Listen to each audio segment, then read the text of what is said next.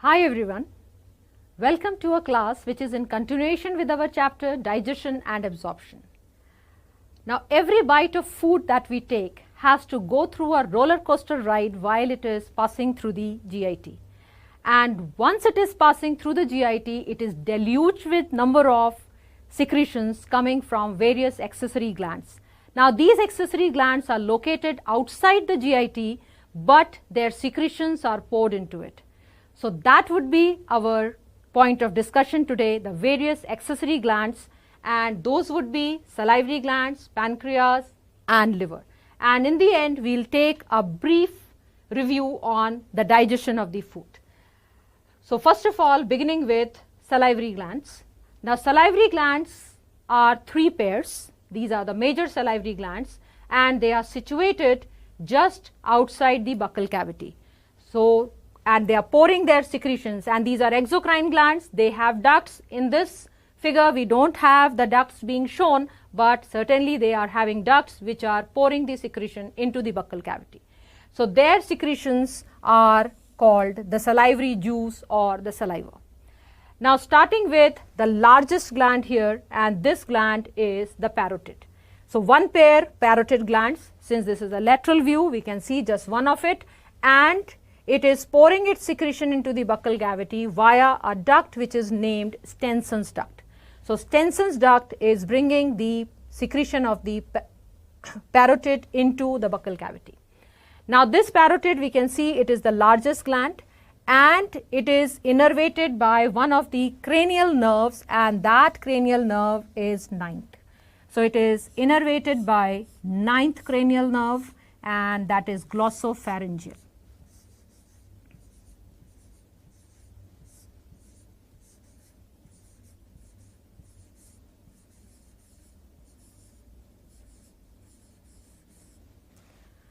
And the secretion from the parotid, that is contributing to about 25% of the saliva. So although it is the largest, but it doesn't have the largest contribution. And its secretion mainly contains the enzyme that we know is ptyalin. And these parotid glands, sometimes they get infected by a virus, that is paramyxovirus, and they undergo inflammation, because of which there would be swelling, and such a condition is called mumps. So mumps is a viral disease where parotid glands, they are infected by paramyxovirus.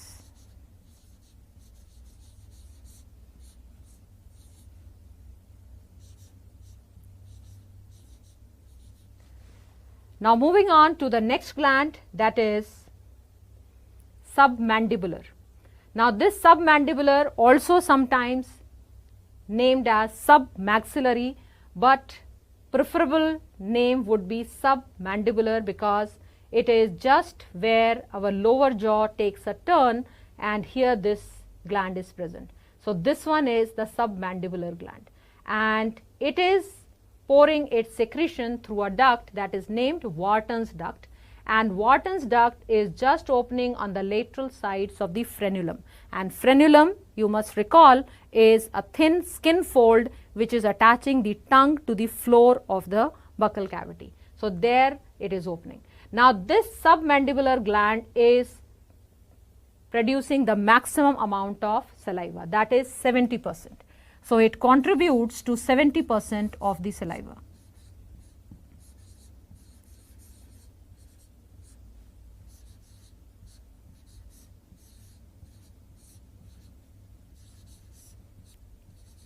And it will be secreting both the enzyme as well as the mucus. And this submandibular gland, it is innervated by another cranial nerve, that is 7th. And 7th is named facial.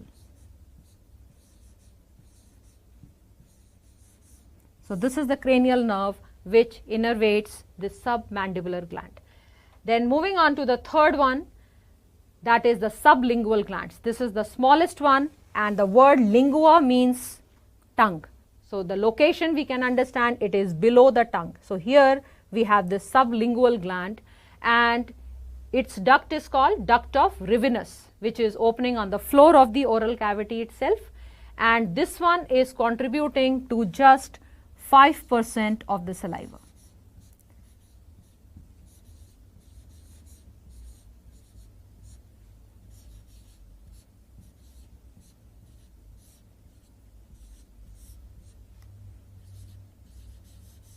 And in its secretion there is only mucus, no enzymes, and this one is innervated again by 7th cranial nerve, and that is facial.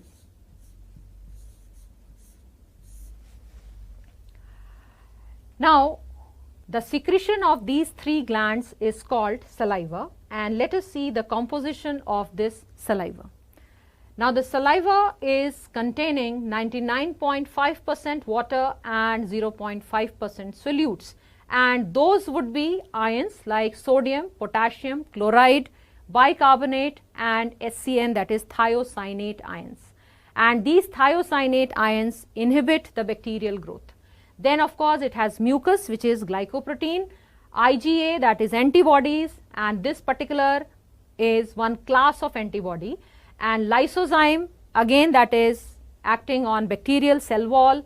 So we can see that in the saliva there are components which are suppressing the growth of the bacteria, or they are destroying the bacteria, which we take in along with food and water. And of course the enzyme present in it, that is salivary amylase or ptyalin. Now the pH of the saliva is 6.8.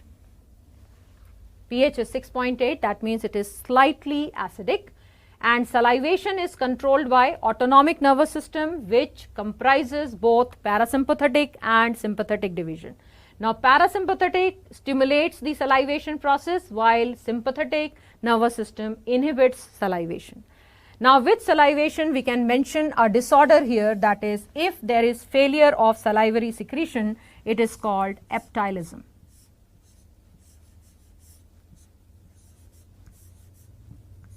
Eptylism, that is failure of salivary secretion.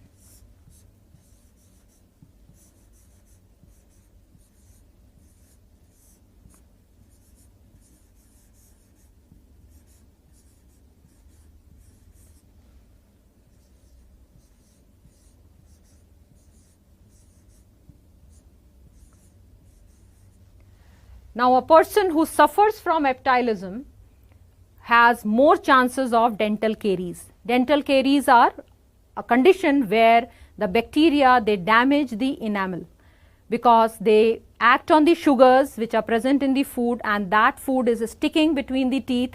So those sugars are converted to acids, and those acids, they dissolve the enamel, and that condition is called dental caries. Now the reason for that we can very well understand, because in the saliva there are components which are either bacteriostatic or bactericidal, and that way bacterial growth is suppressed or bacteria are killed. So proper amount of salivation is again important, not only for digestion but also for oral health. Now let us use this information and solve a question. Now match the following columns, in which one column we have the salivary gland and in the other column we have the location. Now the location of the parotid, so in the diagram we had seen just below the temporal here, that is in the cheek. So this is where the parotid gland is present. So we can mark parotid with cheek. Then the submaxillary or the submandibular, that would be with the lower jaw. The sublingual, that is below the tongue. So now if we can match it, A will go with 3. So here let us see the options, the fourth choice, and we can check the other ones as well. So B with 2 and C with 1. So this would be our correct answer, that is option 4. Then another one here, one of the following ions is used for activation of ptyalin. Now ptyalin is the salivary amylase. This one requires a cofactor, and that cofactor is the chloride ion, and that makes our answer as 3. Now, after this salivary gland, we can move on to the next gland, and that would be pancreas.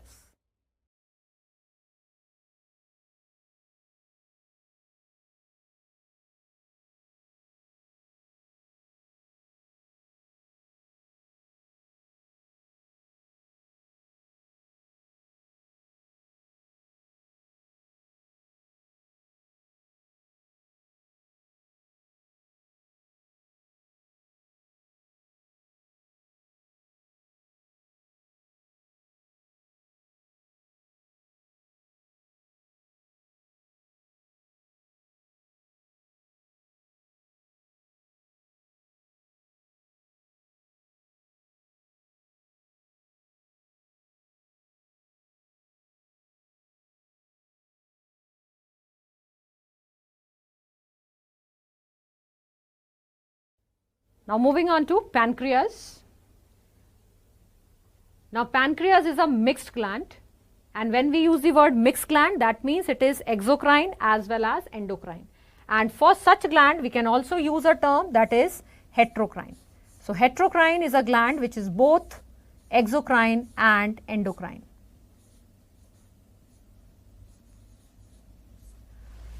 Now, the exocrine part of the pancreas, it comprises compound tubulo-alveolar or acinar, any such word we can use for it, and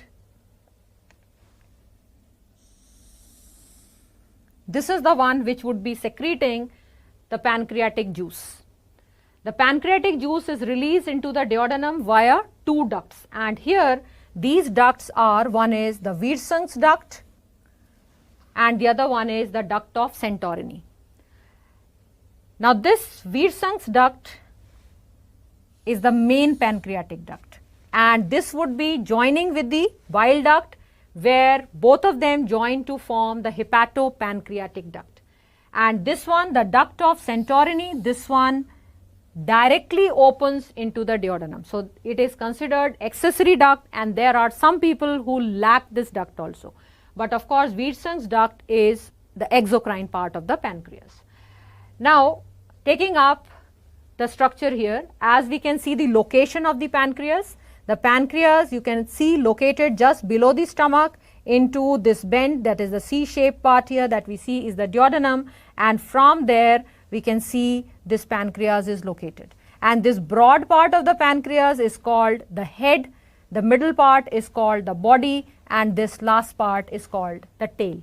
And this tail is almost touching the kidney. Now, which side of the kidney? If we remember that stomach is on the left side of the body. So, this tail portion of the pancreas is reaching towards the left kidney. Now, here we have a section as well. So, inside we can see these ampullar structures, and these are the pancreatic acini. For alveolar structure, we also use the term acinar. So, these are the pancreatic acini which would be secreting the pancreatic juice. And these acini, they are opening into the ducts, and then this duct is combining to form a larger duct, and this is the main pancreatic duct, that is Wirsung's duct.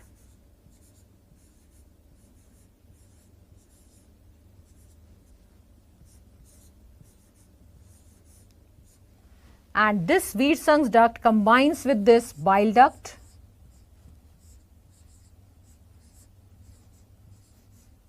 and forms a common duct, that is the hepatopancreatic duct, which opens into the duodenum.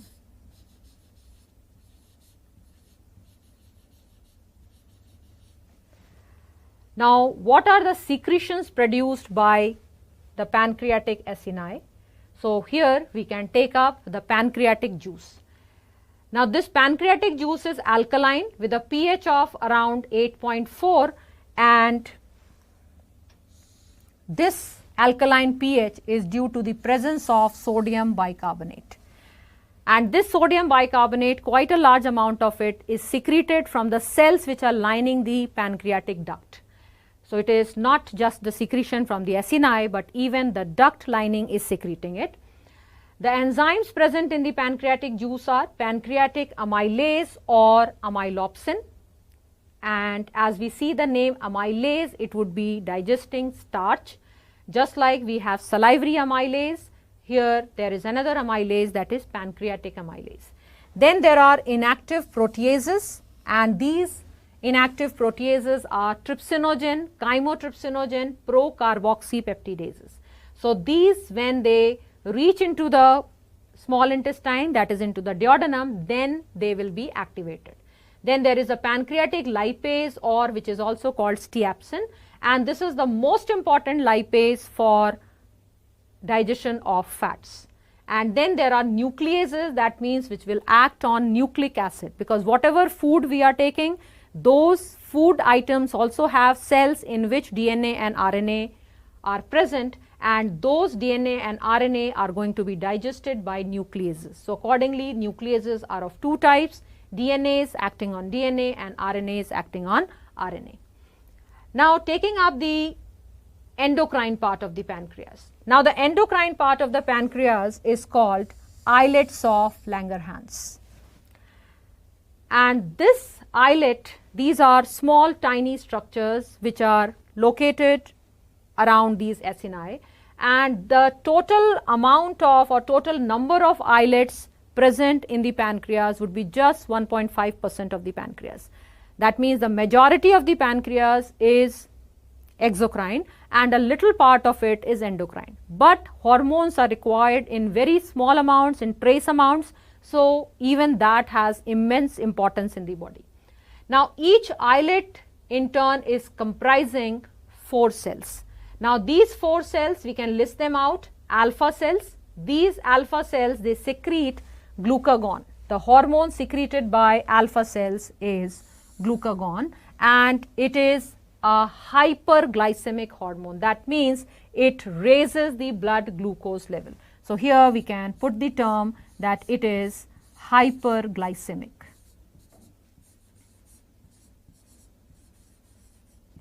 That is, raises the blood glucose level.